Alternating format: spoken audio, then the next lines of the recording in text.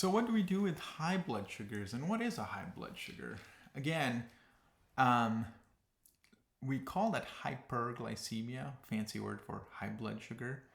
And the symptoms may be reminiscent of when your child was first diagnosed. So they may start peeing a lot and feeling very thirsty, and may complain about hunger. A lot of times also nausea, vomiting. So usually not a good sign if they have nausea, vomiting, because of something called ketones that we'll talk about. So the symptoms may vary from child to child, person to person, and it's important to know what symptoms your child or loved one manifests with. So why does hyperglycemia happen? Typically, it's not enough insulin. So, we do our best to dose, right? But sometimes there are just other things happening in the body, like illness or just stress or activity or just excitement. Even there's an adrenaline component. Any illness, infections, etc. can show up as high blood sugars. Okay, so basically these steps 1 through 4 will help you figure out what you need to do. So if your blood sugar is over 300, some people may say 250, just depends, again, center to center and what your doctor recommends. But we typically say 300, you should check for ketones. We'll talk about ketones, but you can check for ketones either in the urine or in the blood. And what ketones are, they are a sign that the body cannot make enough energy using glucose, right? Because there's not enough insulin in the body to shuttle that glucose from the bloodstream into the organs that need it.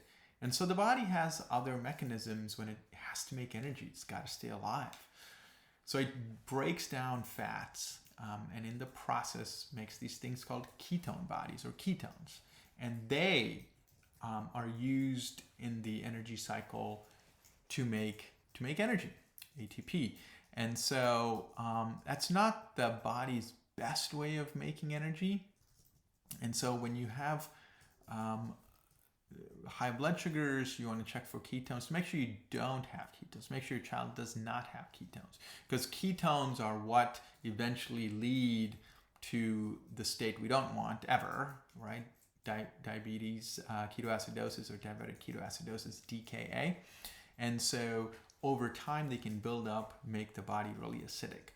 So as far as diabetes is concerned with insulin, if there are ketones, we have to assume there's not enough insulin in the system.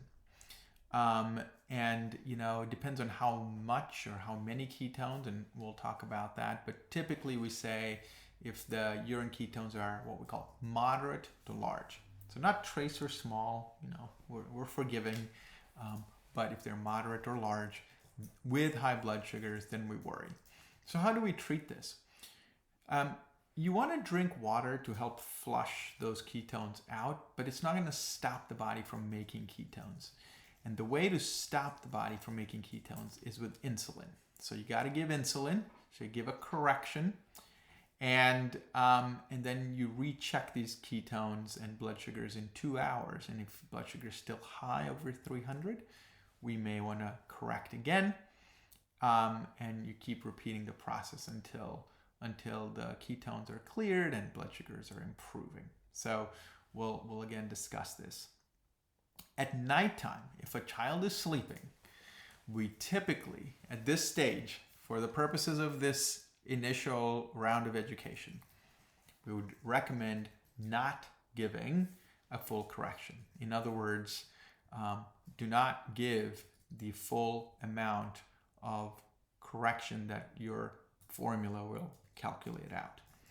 We may consider giving half a correction or none at all. Discuss with your medical team, and the reason is that you can have drastic drops at night. So again, we can discuss this further in person, but in essence, this is how we treat high blood sugars.